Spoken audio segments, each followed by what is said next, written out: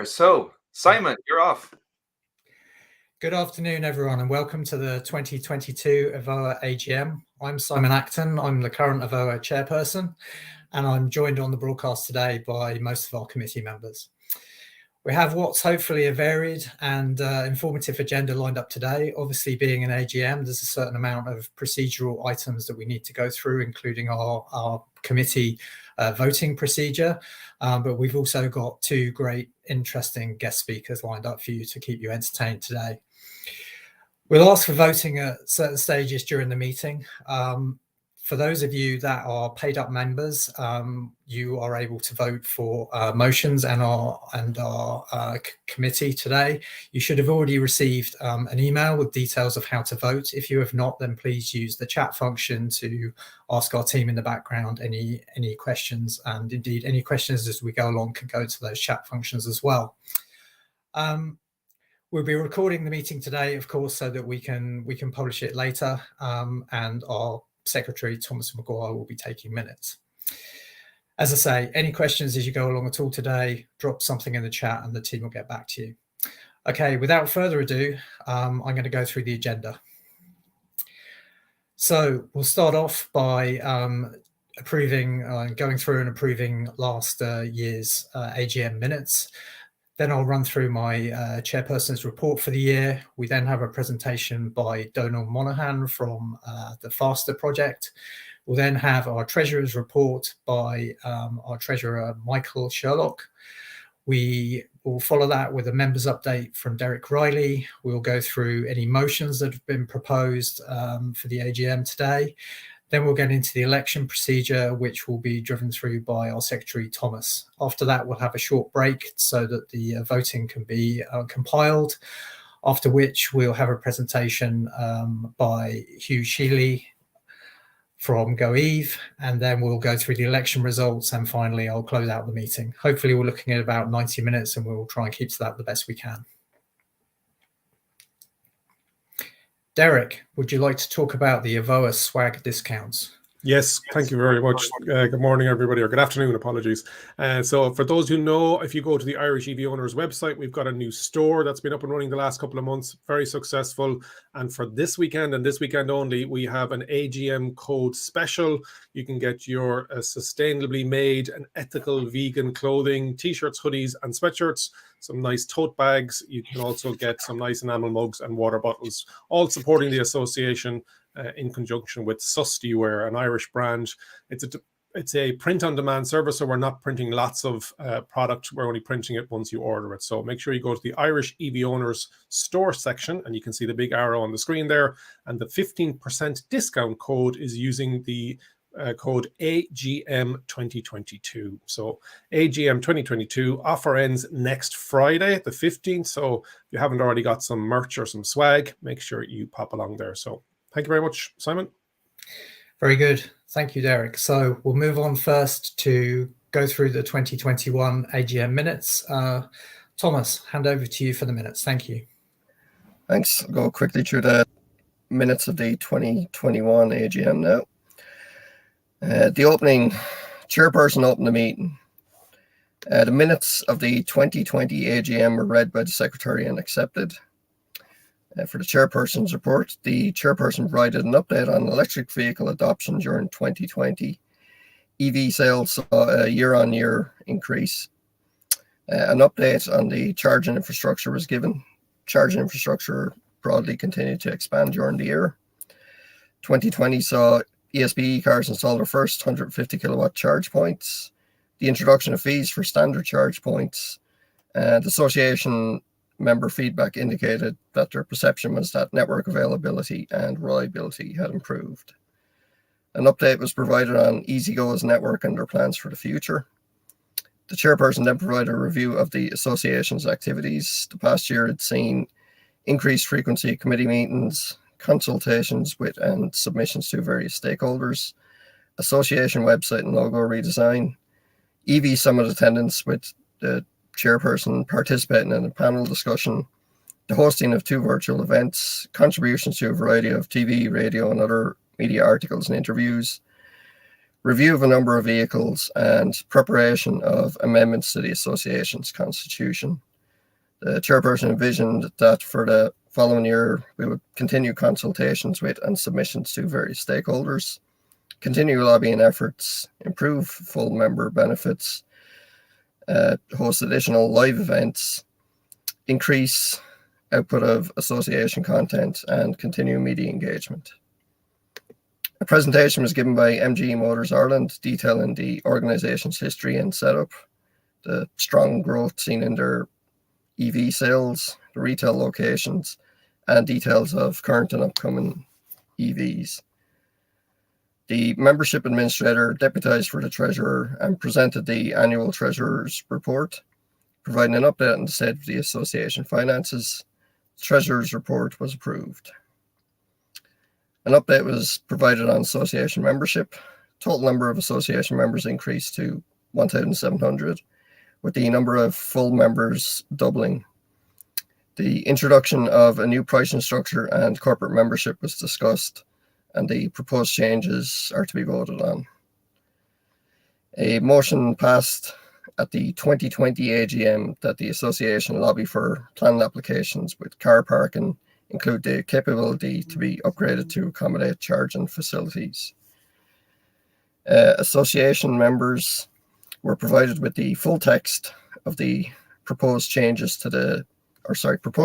and amendments to the association's constitution. A 2/3 majority of voting members will be required to accept proposed changes. A number of questions were submitted to the committee, answered and discussed. Full members were now asked to submit their votes online on the election of committee members and the proposed constitutional amendments. A presentation was given by Irish EVs, covering its background and purpose, with EV conversions discussed in detail. Voting results. The proposed changes to the Constitution were passed, and the following committee positions were elected by members.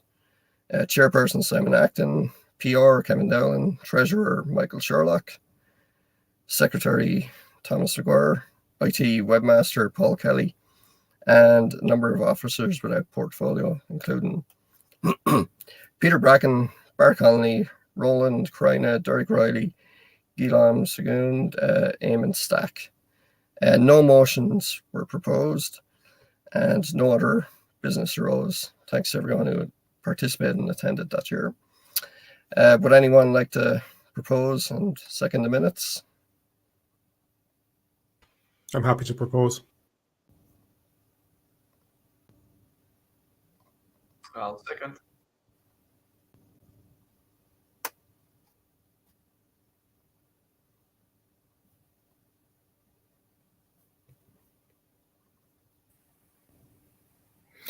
Okay, thank you very much, Thomas. So that's approval of the minutes for last year's AGM. So I'm going to move on, and I've written, as I have done the last few years, my chairman's report. So I will relay that to you all now. So once again, thank you all for taking the time to attend our AGM today. I've been asked to keep my report as brief as possible this year, so I'll do my best. I'd like to give a quick update on the general state of play with EV adoption in Ireland and the work we've completed as an association during the past year and the challenges we see on the road ahead. In what continues to be a very challenging environment for the automotive sector, it's been great to see the EV market share increase significantly again over the last 12 months. 2021 closed out with just over 45,000 registered EVs on Irish roads between BEV and PHEV models. 8.2% of all cars sold in 2021 were fully electric, which represents a 115% shift towards electric over the previous year. Plug-in hybrids represented 7.5%, which is an increase of 200% over the previous year. The biggest sellers of 2021 in the two categories were the VW ID4 with 1,432 cars sold and the BMW X5 PHEV with 625 units sold. Whilst PHEVs continue to have their place, it's concerning that such an upsurge in sales inevitably sees many being sold to owners whose needs they do not suit well or who could easily be driving a BEV instead. The fact that BMW X5 PHEV is the best seller goes to illustrate the point. This can hardly be described as a reasonably priced car designed with efficiency and sustainability in mind. But this is a difficult issue to tackle, with many manufacturers expected to still keep pushing hard on PHEV sales for the foreseeable future. The only effective lever is therefore public education about the pros and cons of BEVs versus PHEVs, hybrids and ICE cars. EV sales have continued strongly in the early months of 2022, with 6,000 new BEVs registered and 4,000 new PHEVs registered to the end of March. Of concern, however, is the constraint in supply in new cars, not just EVs, and how this will impact EV adoption levels as 2022 progresses.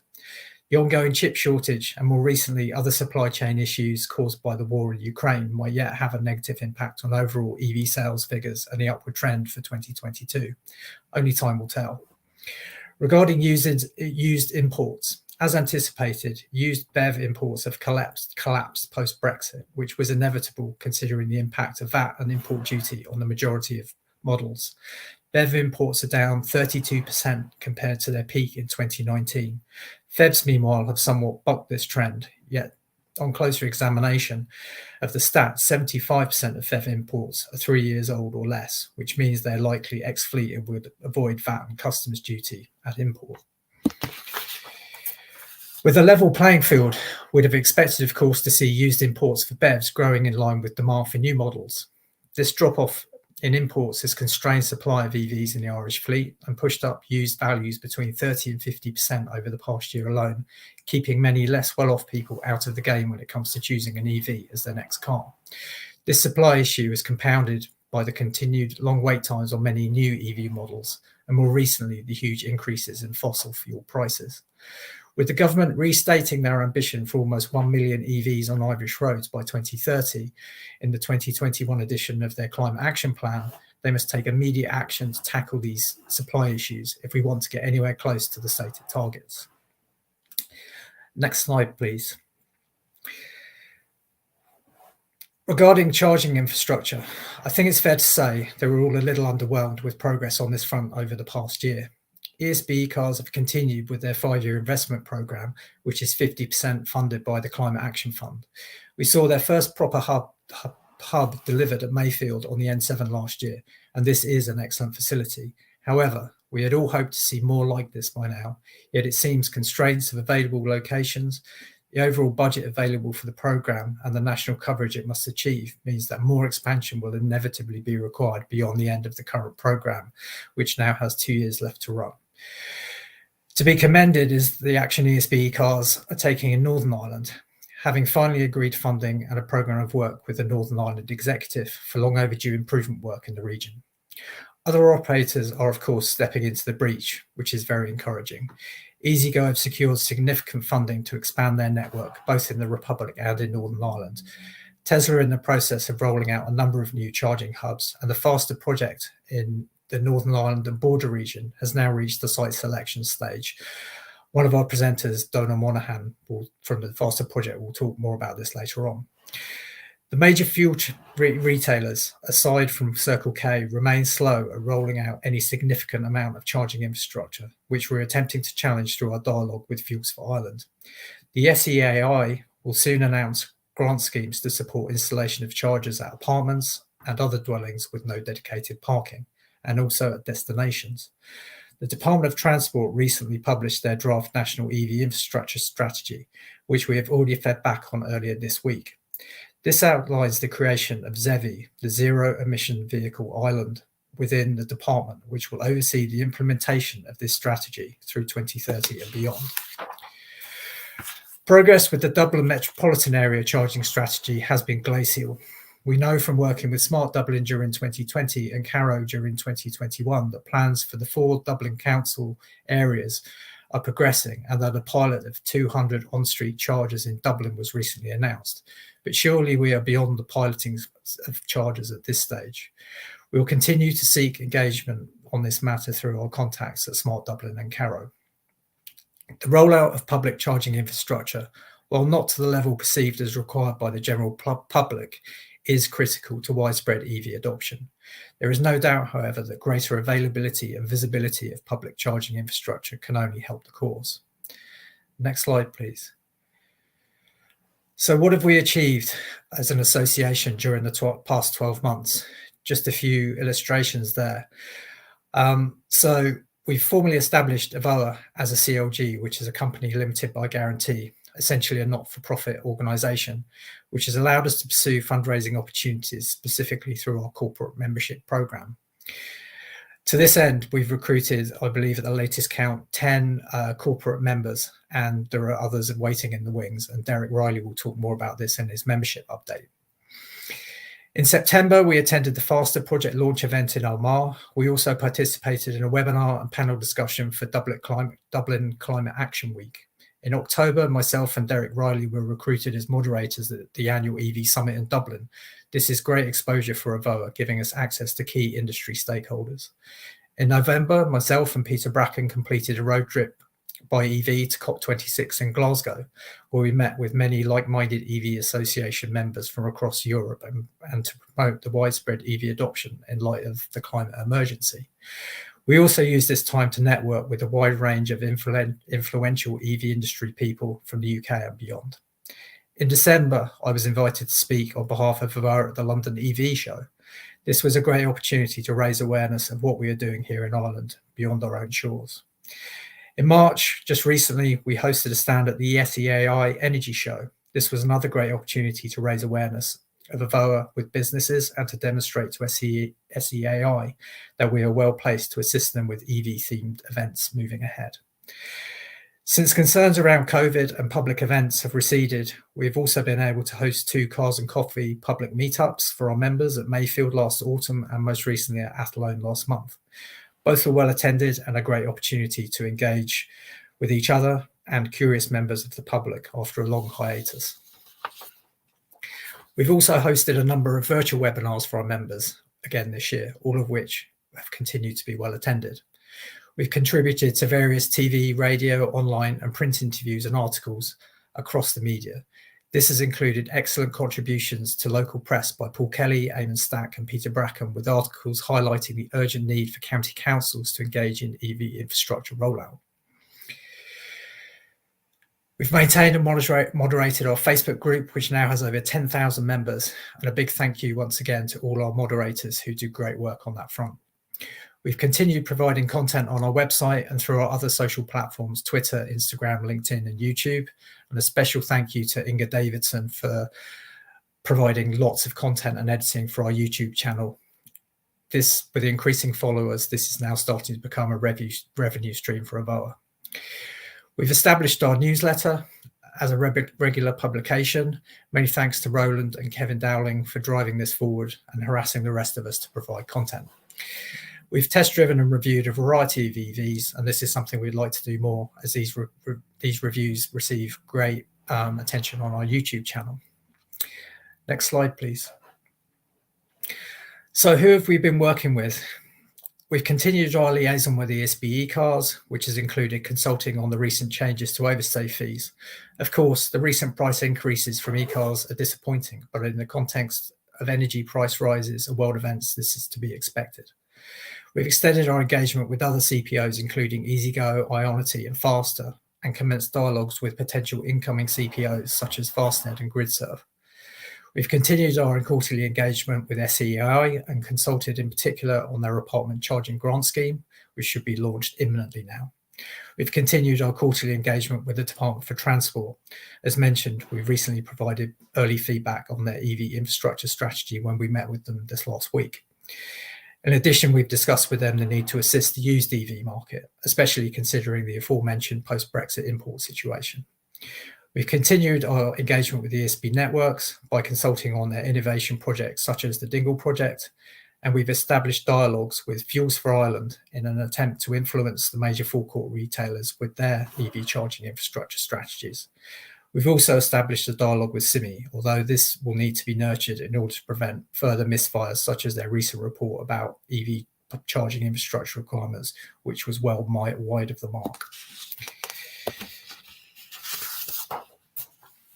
We've continued, of course, our collaborations with EV associations in other regions through the EV Alliance UK and Ireland and the Global EV Alliance, and this was especially helped with our trip to Glasgow. Next slide, please. So what are the challenges and opportunities ahead for the next year? To my mind, these continue to fall into three broad categories: education, EV pricing and incentives, and charging infrastructure. Regarding education, we need to have properly funded public engagement events and roadshows. We also could do with experience centres, which are non-sales environments where the EV curious can go to learn about EVs without getting a hard sell. Media campaigns to present the facts about EVs and to tackle misinformation and false advertising. We also need industry skills training in schools, tech colleges and universities to ensure that we have the skills we need in Ireland to maintain and repair EVs, to deploy and maintain charging infrastructure, and to connect to renewables and other smart home devices. Regarding EV pricing and incentives, we need to tackle new EV costs, which are still mostly too high, encourage more affordable brands and models into the Irish market, reassess our grants and incentives considering lessons from other countries, and build the Irish fleet as quickly as possible because supply is currently not meeting demand. We need to lobby for grants and incentives for used EVs and to fix the UK import situation and ensure a just transition. Anyone who wants an EV should reasonably be able to buy one and have access to a convenient and reasonably priced means of charging it. In summary, we need less cars like the one at the top here and more like the two at the bottom. Regarding EV infrastructure, considering both home and public charging, 30 to 40% of potential EV owners currently have no off-street or dedicated parking, so we need to ensure that the proposed new SEAI grant scheme delivers for these citizens. We need to ensure diversification and right-sizing of our public charging infrastructure across a variety of CPOs, and we need to future-proof our public infrastructure and with maintenance and upgrade costs considered by all CPOs. Our new committee will, of course, set the direction for the next year over the coming weeks in consideration of the feedback from you, our members. So, just signing off, finally, I would like to offer my thanks to all our committee members and social media moderators for all their hard work and support over the past year. All give of their time freely to help further the cause of EV adoption in Ireland, and I know we're all very grateful for that. Indeed, we're lucky that most wish to continue on for another year. However, as I'm sure you're aware, I myself have decided to step down from the committee after 4 years, the past 3 years as chairperson. It's been a huge honour and privilege to represent Ievoa and our members, and I hope you all feel that we've helped move the dial somewhat during my tenure. I'd also like to take a moment to especially thank Michael Sherlock, our outgoing treasurer, and Guillaume Seguin, who has taken on many different roles over the years within Ievoa. Both have been involved with Ievoa since the very early days, so a big thank you to you both. So, without further delay, let's continue with the proceedings. I hope you'll enjoy the rest of the meeting today. I'll hand over to Donal, who will now talk us through the FASTER project. Thank you very much, Simon. And just to say thank you to Simon and the committee for inviting me along this afternoon to talk to the Ievoa members.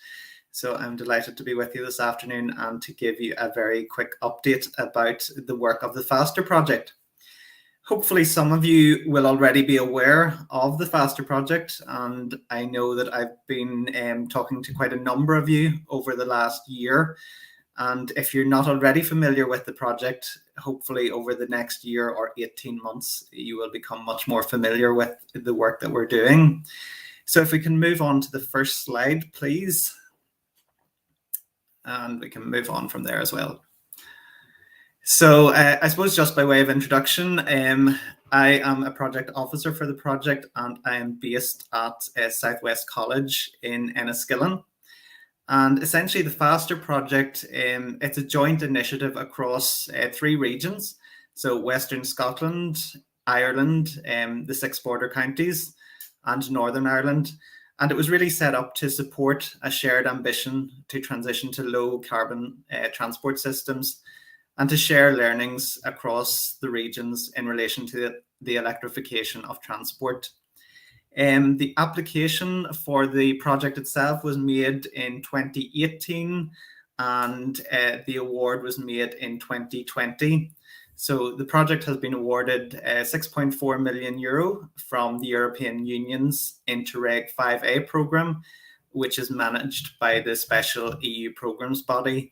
And match funding for the project has been provided in Scotland by Transport Scotland, in Northern Ireland by the Department for Infrastructure, and in the Republic of Ireland by the Department for Transport. So we have 7 project partners. The project team is headed up by East Border Region, and they are based in Uri, and they oversee the project management and the financial management and really all elements of the project procurement, and oversee that we're all project partners are following correct procedures. So we've got ourselves, Southwest College, and our roles and responsibilities is really to engage with project stakeholders, whether that be members of the public, local authorities, or other organisations. Ulster University are leading on the procurement of the infrastructure in Northern Ireland, and Louth County Council are doing likewise for the Republic of Ireland for the 6 border counties.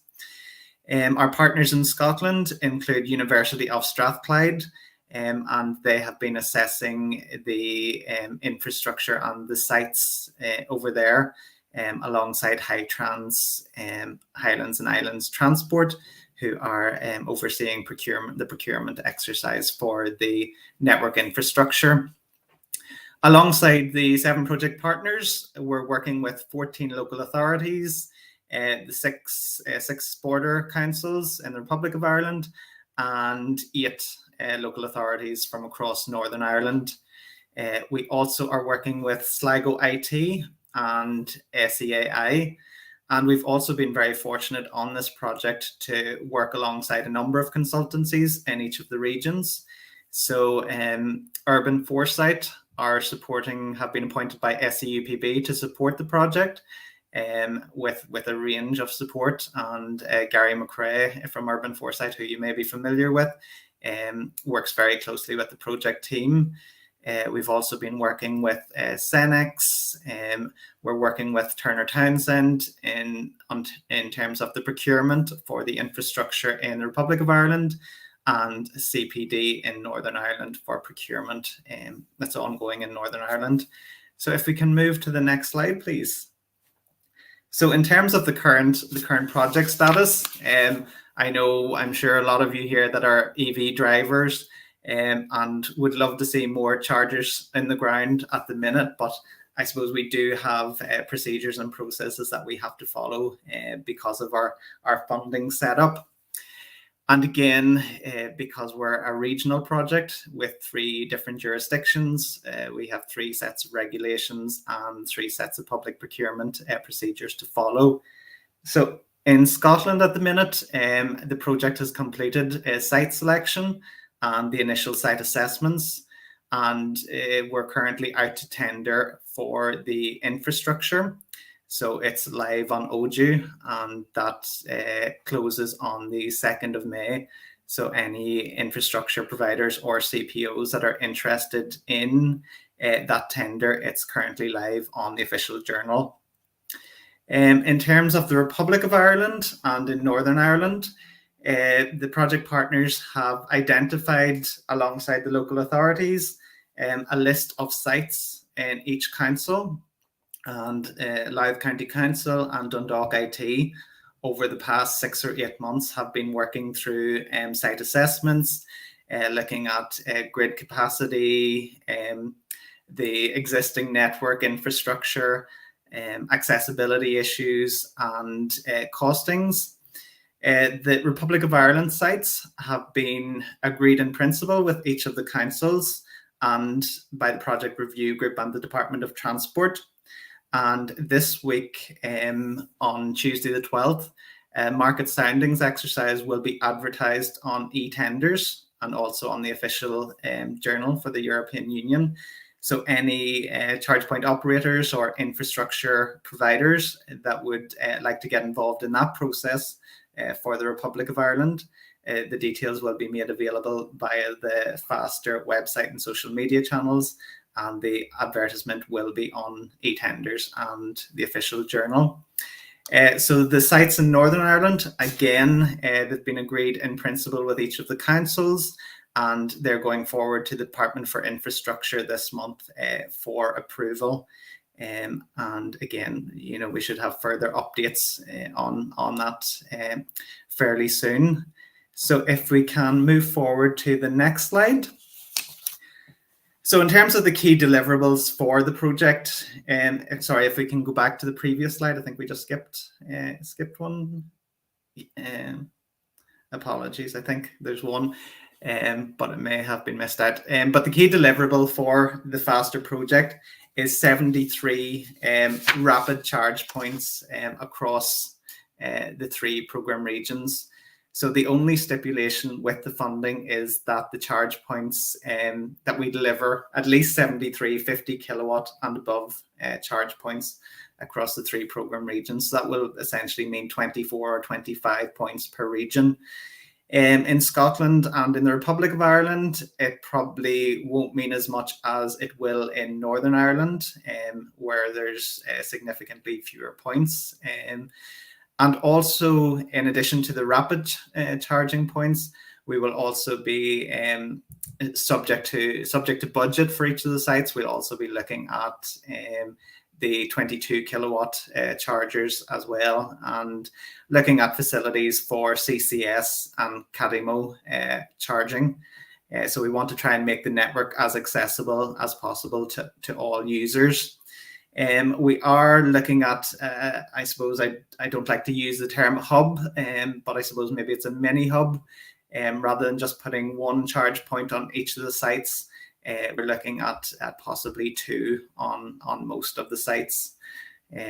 So it'll probably mean 12 or 13 sites along the border region, both in Northern Ireland and in the Republic of Ireland.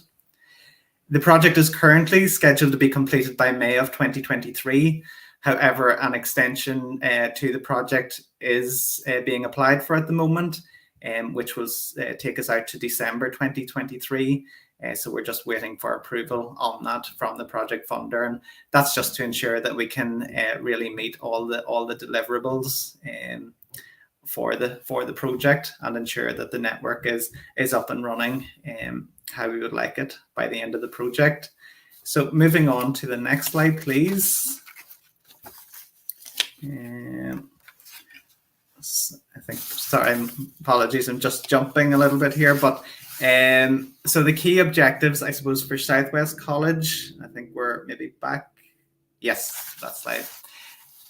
The key objectives for us at Southwest College, we're responsible for the marketing and stakeholder engagement and all the project communications. So we have two clear objectives within our particular work package. The first of those is really to engage and inform. So that's really about promoting and improving the visibility of the project, to really highlight the funding that has been received for the project, and to address any of the key concerns of the wider public, and to encourage the increased uptake of electric vehicles across each of the project regions. So we'll be doing that through our online channels and through a series of media campaigns, which will begin to impact over the summer months. We also want to make the right connections. So we've been working with a range of stakeholders. Over the past few months, we've been working quite closely with the committee from Ievoa. We've also been working with EVA NI and EVA Scotland as well. So we're very keen to work with as many organisations that are, passionate about the transition to electric vehicles and sustainable transport systems. And we're always open to meeting new groups and new people that are interested in this whole area. And I suppose through the work that the project's doing, that we really want to build a resilient stakeholder network, because there are a lot of competing voices out there now when it comes to electric vehicle use and the transition to electric vehicles. So we want to really help improve confidence, I suppose, in the network and in the technology that's out there, and really support and address some of those challenges that Simon spoke about earlier. And hopefully the work that we're doing with the FASTER project will provide support for the work that Ievoa is doing so well. Next slide, please. So last summer, I know quite a lot of you that are members of Ievoa would have taken part in our stakeholder survey. This followed on from a series of focus groups that we held last June. We had 35 organisations from across the 3 project regions that were involved in that. And we received just under 1,500 responses with a fairly equal split across the regions. Unsurprisingly, at that point, the key areas of concern that we identified were range anxiety, the cost for electric vehicles, the availability of public chargers, and charging time. 87% of current EV owners that responded to that survey had home charging facilities, while 52% of motorists that hadn't made the switch yet to electric vehicles were considering the move, and 26% of those were considering battery electric.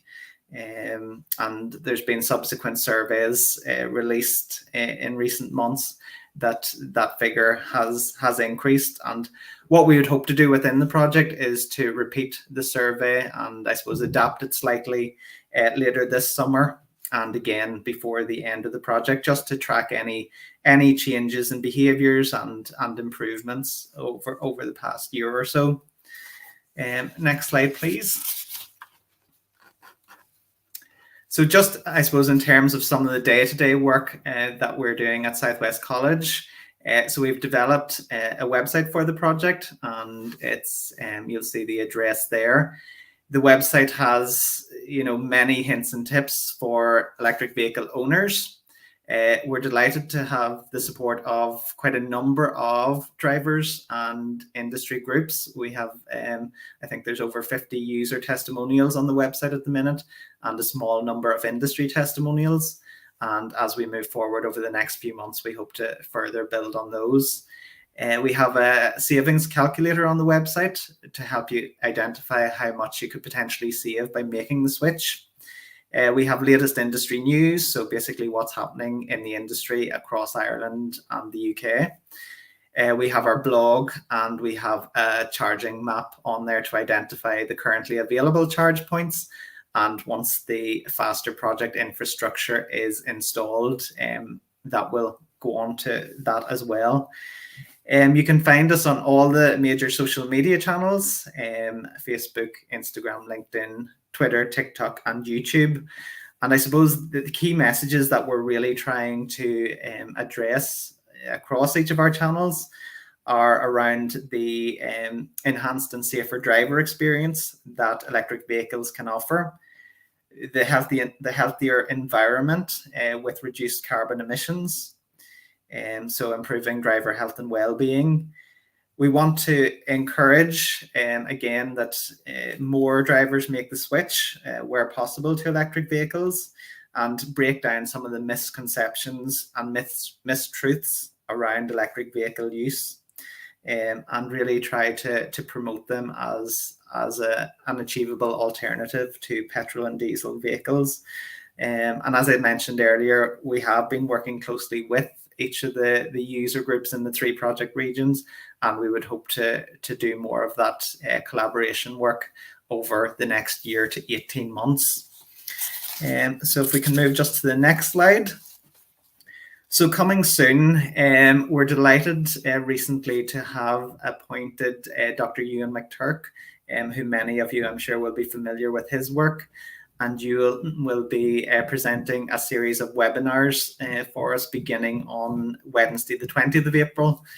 And each month they will be focusing on a different topic related to electric vehicle use. So the first session on the 20th of April will look at charging. So from charging at home to the public charging network and workplace charging. And you're all very welcome to register for those. Ewan will also be producing a series of films for us beginning in May. And we're also working closely with councils to help them develop their own electric vehicle and decarbonisation strategies.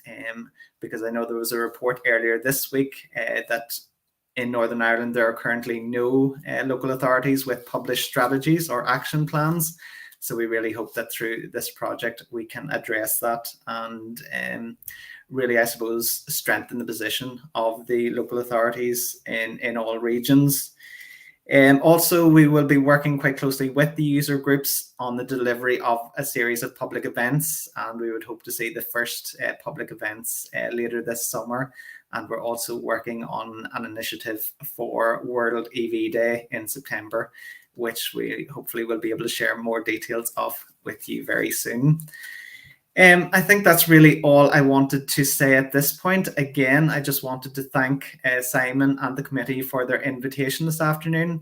And I'd like to wish those committee members that are stepping down from the committee today every success for the future, and just congratulate you for the work that you have done over the past number of years and the successes that you've achieved as a committee.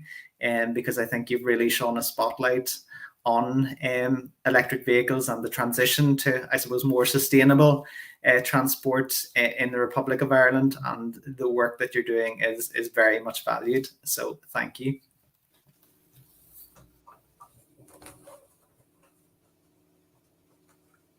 Thank you very much, Donal. That was great. So we're going to hand over now to Michael Sherlock, who is one of our outgoing members, but he's going to give us an update on the Treasury's report. So thank you very much, Michael. Thanks, Roland. Yeah. Dear members, I accepted the role of Treasurer back in 2016, thinking that I would be in that position for a year.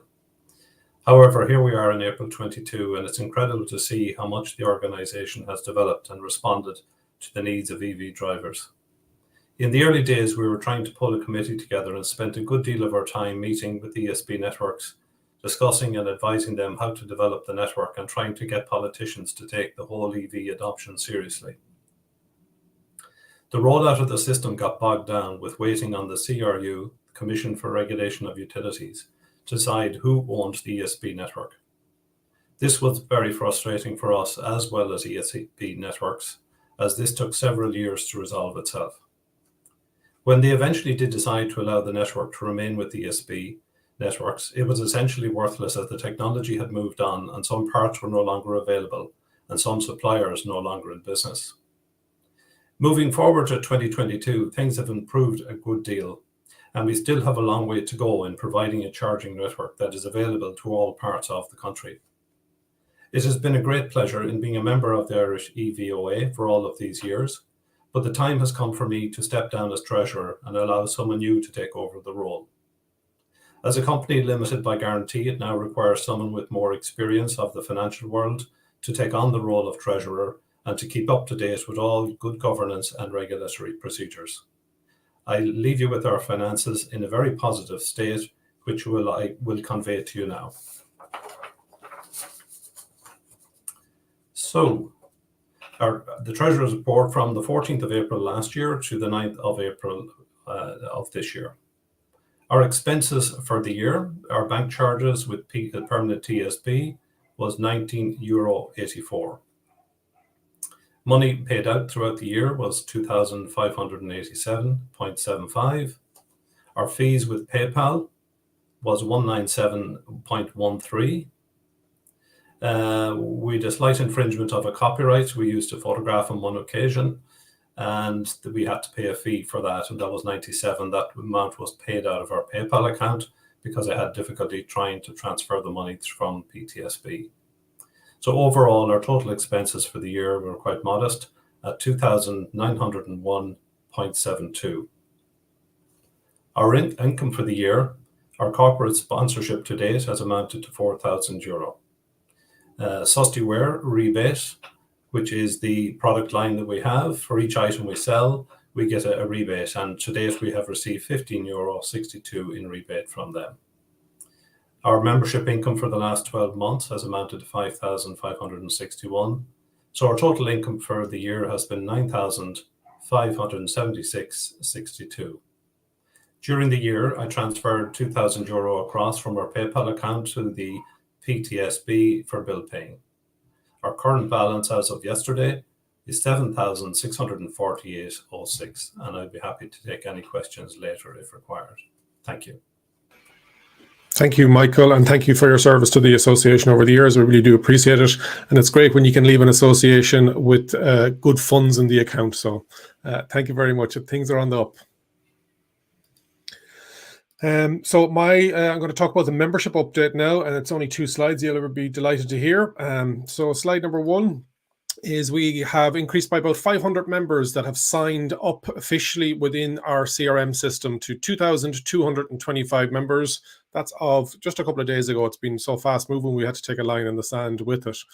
Of those 2,225 members, we have 81 of them who have actually paid to be a full member. And with that, you get voting rights. You can step onto the committee. And we're going to work on a system that educates people more as to the benefits of being a paid member, helping the association run and funding the organization. But also, we're looking with the rise in corporate members that you will get more of a member discount as well when you're a paid member. That's probably near the 100 paid member mark at this stage. We're also working on a system where we can link it in with a different payment provider and automatic renewals and membership reminder renewals, because we join these associations, but when we don't get reminded to pay the bill, sometimes we forget about it. So we are working on that. Some great strides been made across social media as well. We've got 9,915 Facebook group members, so one of the largest in Ireland and the UK and Ireland. So we have a lot of people that are very interested in transitioning to an electric or electrified vehicle. We've nearly 1,000 followers on our Twitter account, nearly 400 on LinkedIn, 1,350 on the Irish EV Owners YouTube Association. So Inga and Guillaume started off, but other members are also assisting with that. So great work going on there. And then on my next slide, I'd love to talk about the strides we've made this year with regards to corporate membership. So we have 10 paid members. We've got Transpoco, SAP, Energia have come on board, and they're looking to do some events during the year. Free Now and their electrification of the taxi fleet have come on board with us, which is great. Pinergy, Randridge Darkin Charging Solutions, AXA Insurance will be doing some workshop with members as to what we want from our insurance products. EasyGo.ie, another great supporter of the Irish EV owners. Omnisys, Colin and the team there, a huge early adopter into the world of electric vehicles, personally and professionally across his fleet. And Colin has volunteered also to do some education pieces with the association. OMI, an actual charging manufacturer, have come on board, an Irish company based out in Cork, you might not realise. And they are delighted to be working with ourselves as well. And then John Byrne from ESB Cars has promised me that they will join. I just have to follow up with him. So I stuck his logo up on the screen there. So we have 10 confirmed with ESB Cars. There are others out there, and we have other interests, expressions of interest into the association that we just have to follow up on. But it's great to see this level of interest from corporate members and the benefits they're going to give back to our members. That's the membership update and the corporate members. If you're interested in becoming a full paid up member, you're probably there already because I've got the link to this today. But if you haven't already signed up, it's €20 per year. And as I said, we will have a system in place that will, you can either set it up that will automatically renew or it'll remind you to renew. But for corporate members, then they are also, there's a separate sign up process for that. And somebody from the association gets back to you, because we want to make sure it's a benefit to you and also a benefit to the members of our association. That has been my position as membership officer for the 2021-2022 year. Delighted to work on this committee, and hopefully we'll stay on with a different portfolio next year. Thank you very much. And now I'm going to hand over to the person looking after the 2022 motions. Thank you. Hi. We had a number of motions submitted by members this year. If I could just bring up the first one there. Okay, motion 1, that the Irish Electric Vehicle Owners Association will work with ChargeSafe to improve the safety and accessibility of charging points. This arises from issues where women have been targeted while charging their cars. Actions to be taken. The Irish Electric Vehicle Owners Association will issue a press statement calling on charging providers to 1, listen to the concerns of women when designing or upgrading chargers. 2, listen to the concerns of people with disabilities when designing charging stations. Work with the Irish Women's Council to get feedback from women on what they would like to see in terms of charger design and location. Further background information on this can be found at the 2 links below, which I believe should be provided in the chat there at some point. Would anyone like to propose or second this motion? I'll propose.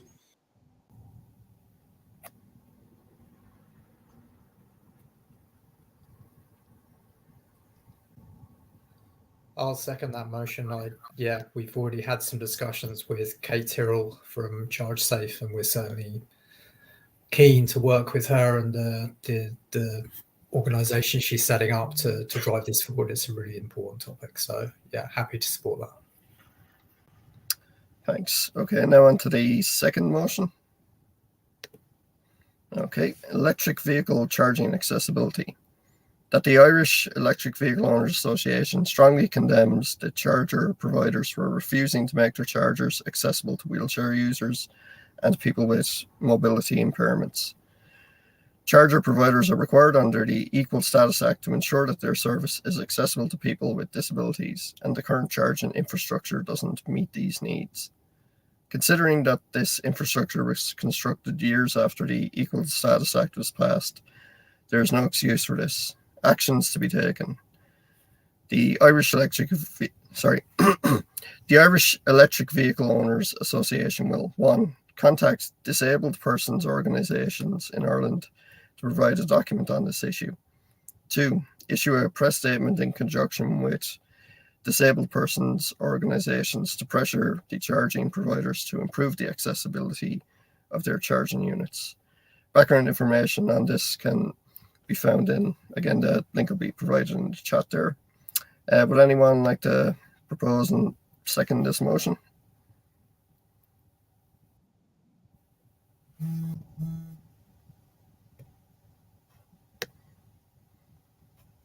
I'll propose. And I'll second.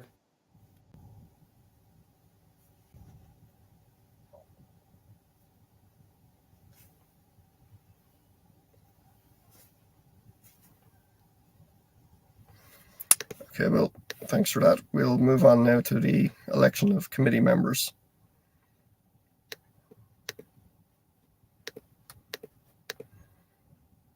Okay, we have a number of candidates who would like to seek re-election this year in different positions. Of course, thanks to Bart, Simon, Guillaume and Michael for their contributions over the past several years on this. So I'll just go through the individuals who are seeking re-election and the roles they're seeking.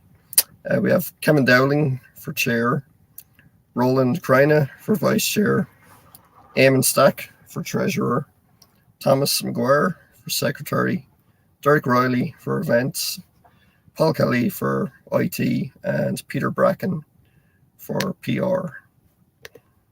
We also have a number of other individuals who are seeking election for the first time. So I'd like to give them an opportunity to speak if they're available. The first candidate is Inga Davison.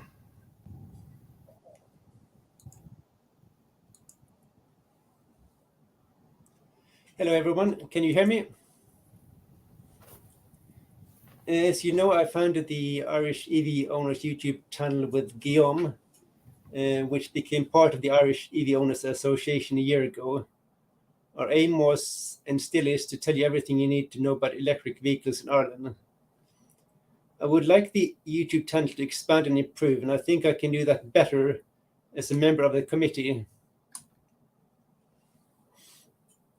I would also like to turn some of those videos into website content and create original website contents.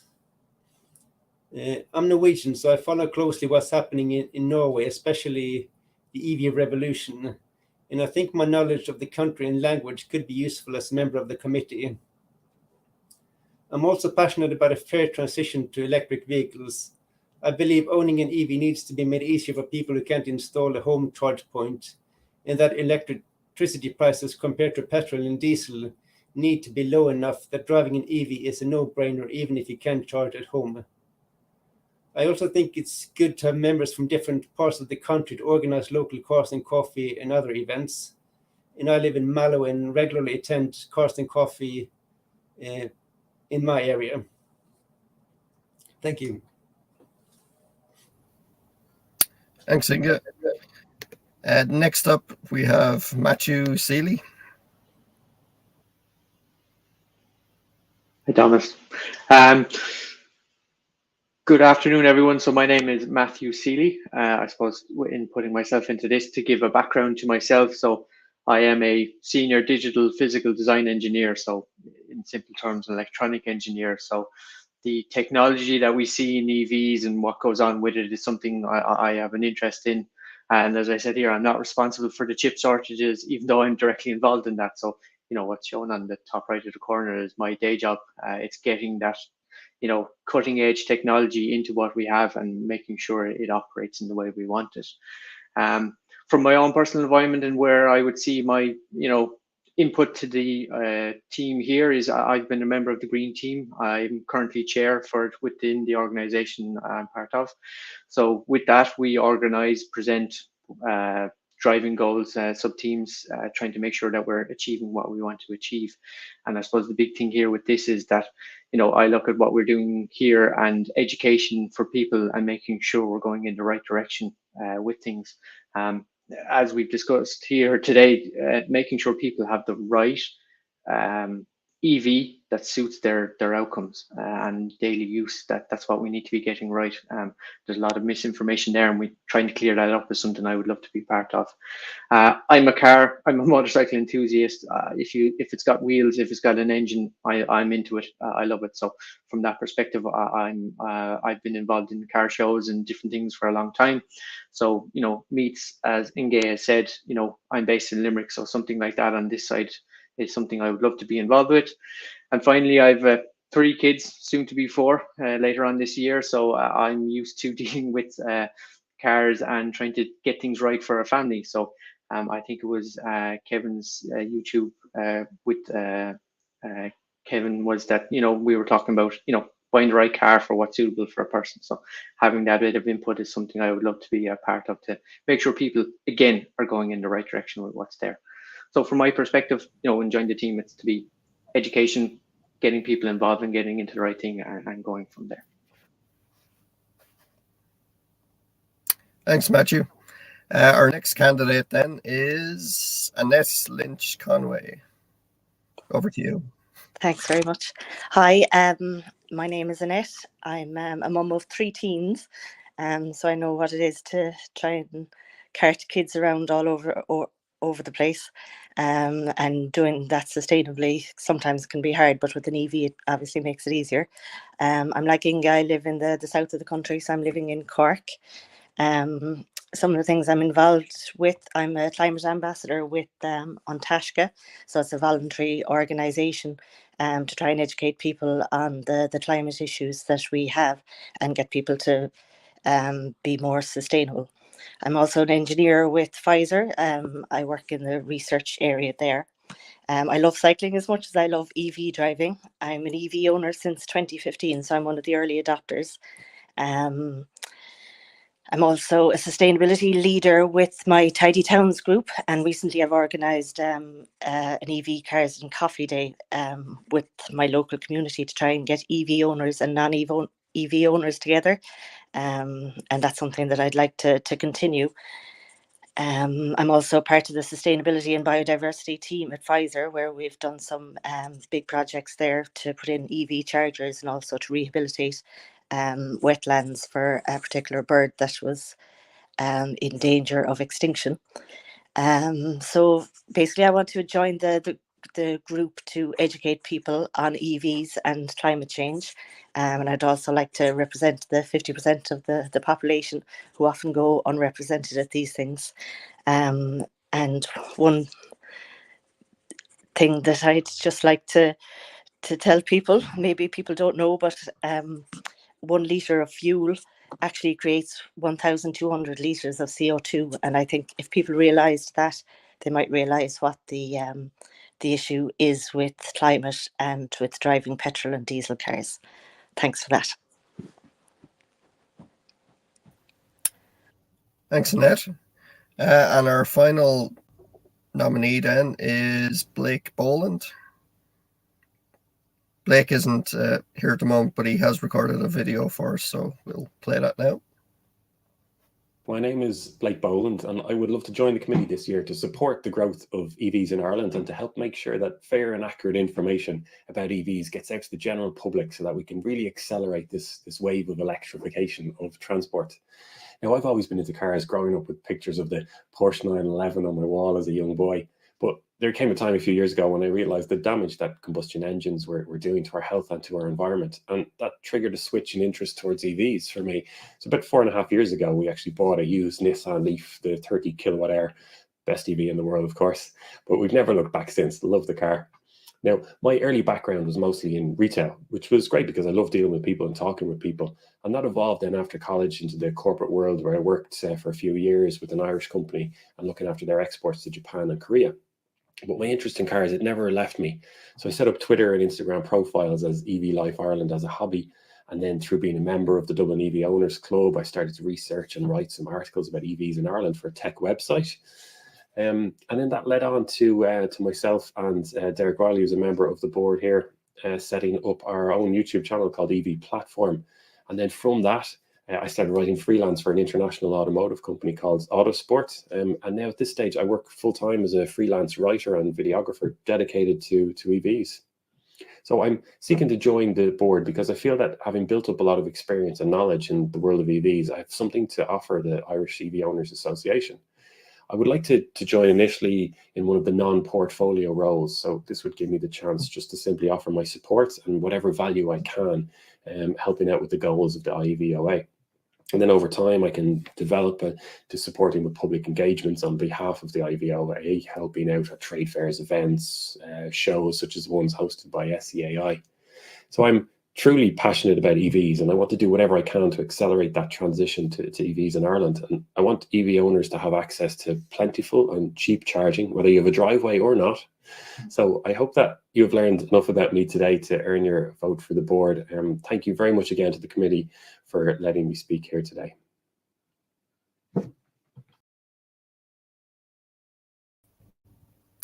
Thanks, Blake. Okay, we'll go on to the election procedure now. All right, if you're a paid member, you should have received an email now giving you a link in order to be able to submit your votes. If you haven't received that link, please let us know in the chat and someone will reach out to you with a link. Okay, we're going to move on next to a presentation by Go Eve, and after that, I will be going through the election results. Thanks. Thanks, Thomas, and welcome everybody. Hugh Sheehy, we've got here coming in, and he is the CEO of Go Eve. We're just coming up to 2:05, Hugh, and you've got 15 minutes of a slot. It's a lovely sunny afternoon. I know you won't keep everybody. Let us know when you'd like us to move on. I know that there's a number of slides that you're happy to skip over. So if you can give us the heads up, we'll move on quickly for you. Thank you, Hugh. Well, I can share screen as well if that would suit, if that would be we have it actually here ready to go, so rather than grant. Perfect.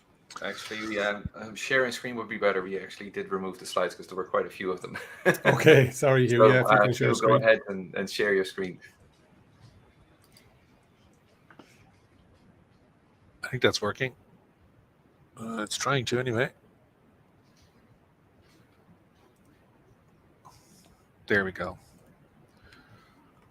Okay, so Go Eve is a company that's a spin out of two universities, Imperial College in London and University College here in Dublin.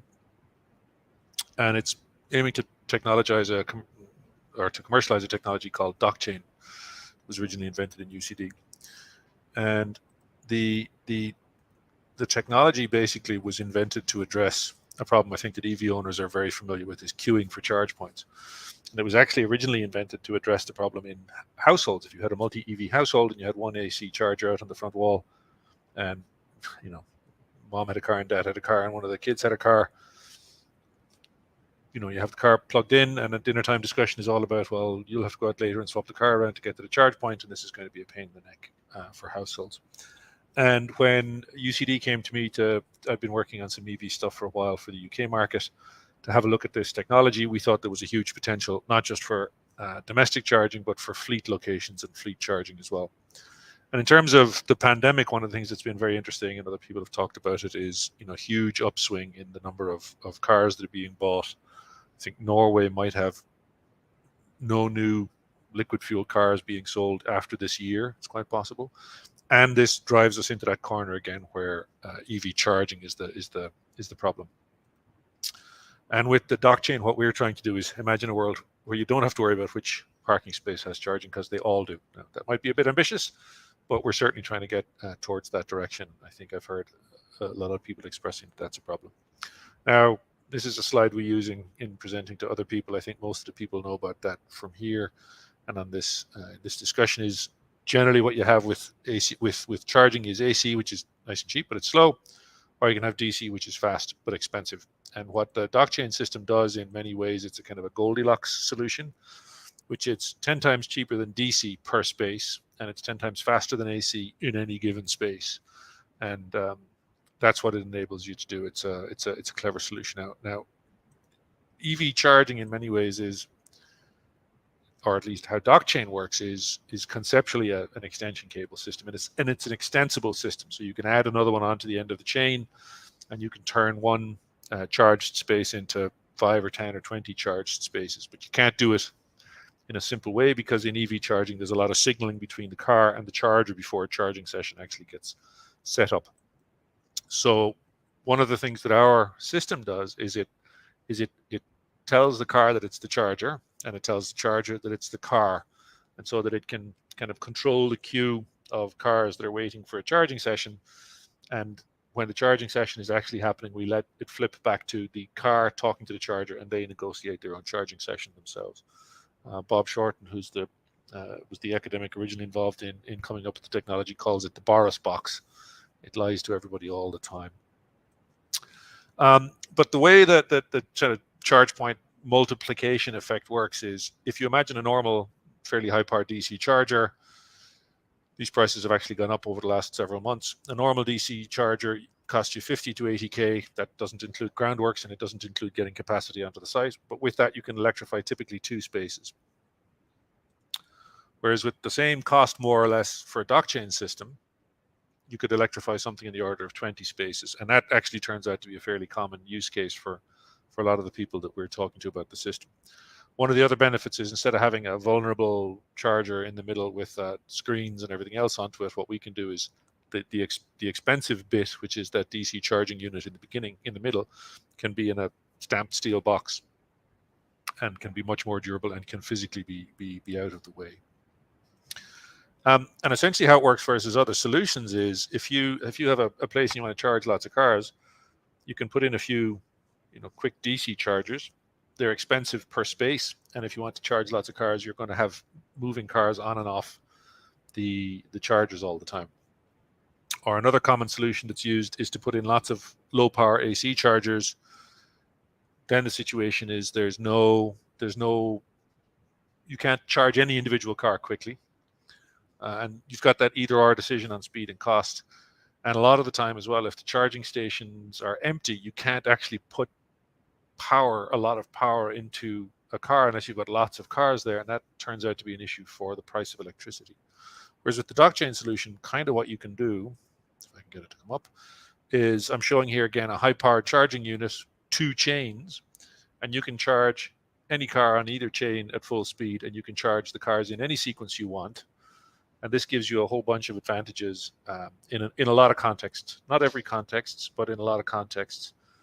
You get a high average charging speed. You can charge any car in any order. If you want a particular car back on the street quickly, you can charge that one first.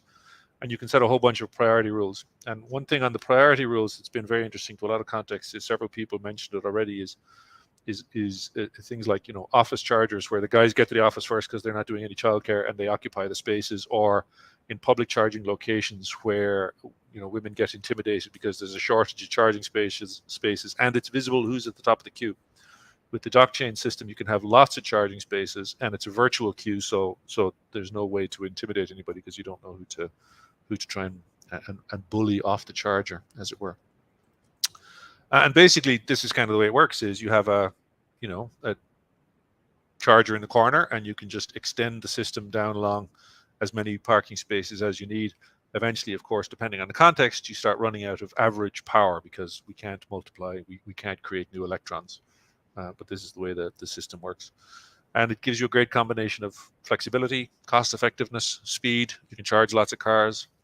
And one point that comes up in a lot of contexts is, and I think somebody mentioned, overstay charges. Essentially, with this system, you can't block the charger because there's lots more spaces, and it gives you an awful lot of advantages. And one of the ones for the future is the whole V2G possibility down here at the bottom, is putting the battery charge of the cars back onto the grid in the future. When we've been talking to customers, we started with this sort of summertime last year. We've been going since then. We really reached out first to car rental operators. The co-founder in the UK had experience with Avis. And so for cities like London and Amsterdam, where they're putting in these zero emission zones, already car rental companies have a problem. They have to have sites with all electric cars. We've spoken to companies in the delivery industry. So, Royal Mail, some of the other big delivery companies, they're electrifying fleets of tens of thousands of vehicles. And that combination of high speed when you need it and low cost for all the spaces is very attractive to them. And it comes up in interesting areas. So we talked to a delivery fleet, and they can ask the question, are you telling me we can recharge a car quickly in any space?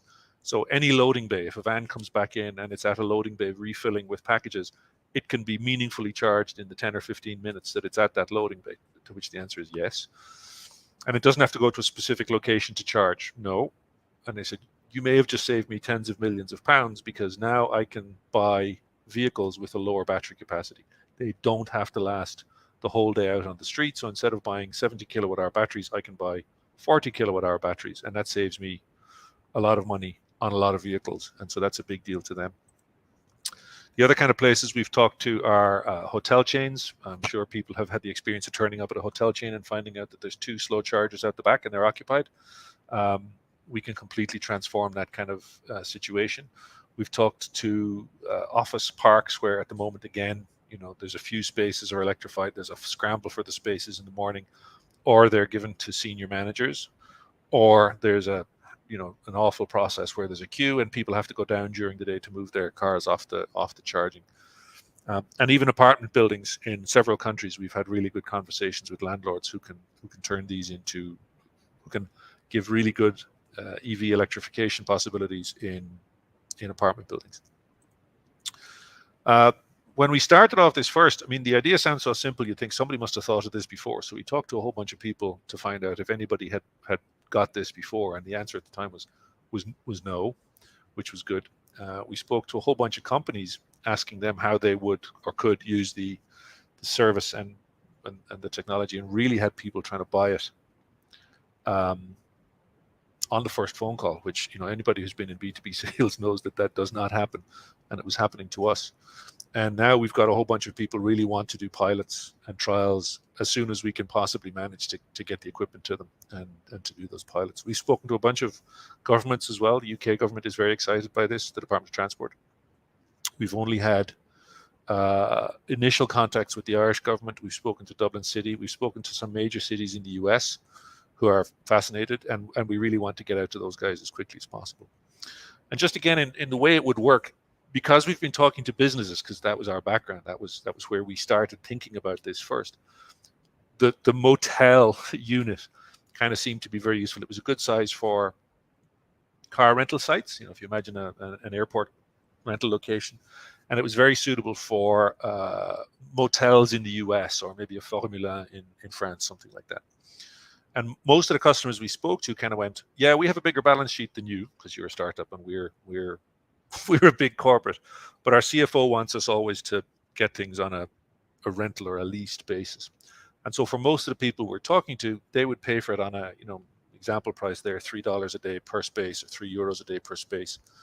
And they would keep that running for a 3 to 5 year contract. And essentially everybody we're talking to is kind of saying, yeah, and the contract would extend because EV charging standards are going to be the same now for 10 or 15 years. We also, from a scaling point of view, want to get vendors involved who can, if there's somebody builds EV charging systems in Spain, they can license this and do it that way. And there's a lot of interest from a lot of companies around the world to extend the system out. One of the other advantages is that if you look at installation in tighter spaces, one of the things is these can be DC chargers, but they're as easy to install as AC essentially. And that bigger, heavier DC unit can go in a fuse room, on a roof, outdoors, and within limits quite a distance away from the parking that you want to try and do. Where we are now in terms of the business is, this was done and built and tested in AC several years ago at UCD. We've built a DC prototype at the lab in UCD in the last couple of months. We're building a field prototype now. It's being built in the UK with grant aid from the UK government.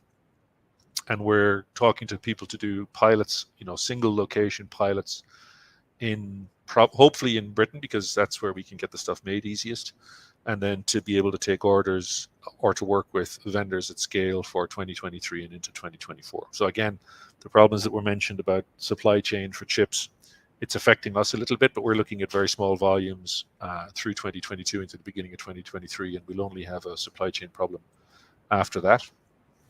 In terms of news, we've won venture launch, so we're the UCD Startup of the Year 2021, which was nice. We won a grant from the UK to build a field prototype. Because this isn't just software and actually requires hardware as well, we've talked to a bunch of financing houses who can asset back the equipment. We've got tons of interest in North America. We're trying to raise money now. This is all happening rather quickly, but we're trying to raise money now. And we've come across recently public transport opportunities, electric buses, which was an area we had completely ignored because we thought buses were going to be such high power devices. They'd be looking at 350 kilowatt systems, and that was just going to be hard work. And we're starting to get some press interest around the world. It's been interesting. We haven't actually managed to get really an interview done with the Sunday Business Post yet, but we've done interviews with a number of other media, and it sounds really good. And that's what a public transport system would look like. Instead of multiple chargers for buses, you basically have a parking space per bus. And at any time, you could park bus number 1 at, say, 120 kilowatts and bus number 2 at 30 to fill up to your 150. And then you swap around. You do what's called in the patent time domain multiplexing to charge essentially one bus on a chain at each time. And you can do it really quite effectively. And yeah, for the US, we talked about, people are making electric F-150s, and even with one charger and a daisy chain of charging locations, charging one car on a chain at each time, we could charge 20 F-150s overnight. And then the hotel could use their spaces for daytime charging, for fast charging during the day. We discovered just before Christmas that Rivian had put in a patent application that was essentially our concept. The US patent examiner went back and told them that they couldn't have the patent because we'd already got the solution described. And we're raising money. We're trying to get partners around the world, and we think this is a big thing that can come out of Ireland. Got a great team, and my interest in talking to you guys is very simple. You guys own electric cars. You'll have tons of ideas that we haven't thought of, and you might be able to identify things we could do or issues we need to incorporate into the solution. And it's always good to talk to people who are EV enthusiasts and get some feedback. So if there's no time now, just ping me later, and I'll try and answer any questions or get any ideas.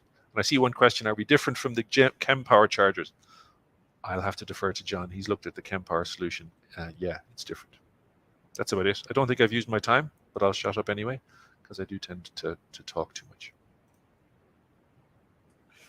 That is great. Thank you so much, Hugh, for sharing that. It's an exciting technology, definitely. We're looking forward to see this coming into many places in Ireland and hopefully beyond. So thank you so much for sharing that, and of course, keep us up to date. Yeah, absolutely. And, I'm sure. And as I said, it's really very straightforward. Is the experience of people owning EVs is fundamental to us. There's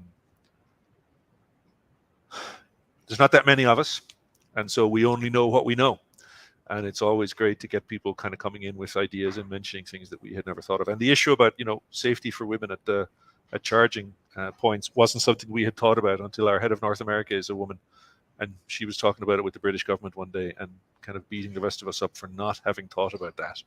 And, well, we haven't because...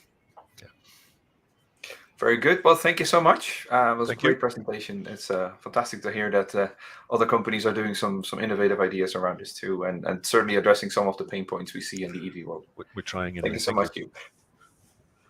All right, so need to hand it over to Thomas, and let us know what the. Oh, I see that my. There you go. Thomas, you want to share the update on the elections? Thanks. Yeah, I will just give it one last check to see how many responses we have in now. Okay, as of right now, we have 42 responses in. We have essentially every candidate received at least like an 86% approval for their election to the committee. Okay, so I will show you now who is going to be on the next Irish EV Owners Association committee. Okay, we have Kevin Dowling as the new chair, Roland Krein as the new vice chair, Eamon Stack as the new treasurer, Thomas McGuire as secretary, Peter Bracken for PR, Derek Reilly for events, Paul Kelly for IT, and the new candidates now joining us on the committee are Inga Davidson, Matthew Seeley, Annette Lynch-Conway, and Blake Boland. So congrats to everyone who was seeking election there, or re-election. I'll now pass you over to Simon for his closing remarks. Great. Thank you very much, Thomas. Okay, well, great to see the new committee elected there. We've just about managed to keep to time today, and sorry if anyone was expecting the break. We decided to skip over that just so we could keep to time. Thank you all very much for joining us on a sunny Saturday afternoon. Hopefully everyone has enjoyed the proceedings and some very interesting presentations there. Certainly things to keep an eye on as time goes on. So that just remains to me, I guess, to say goodbye and thank you for having me as chair for 3 years. It's been a privilege. And thanks again to everyone that's been involved today, to the committee for all their effort in pulling the events together today, and the members for joining in. So we'll sign off there. Thank you very much. Take care. Oh, thank you, Simon, for having been our chair for the last number of years. You've made great progress in how we are, where we are right now. So thank you so much. Thank you for all the, members that have now moved onto different pastures in life, and hopefully see them back again in some capacity by helping the EV Association. I know, Simon, you can't let go anyway, so you probably will pop up somewhere left, right, and center to help us out. So thank you so much. Thanks everyone for joining. Thanks to our great speakers, Hugh and Donal, to give us some great updates beyond the typical, EV presentations that we normally would have. So this is actually fantastic to have some different variety of content. So thank you so much. Thanks again, Simon, and thanks everyone. Have a great Saturday afternoon. Thank you. Take care.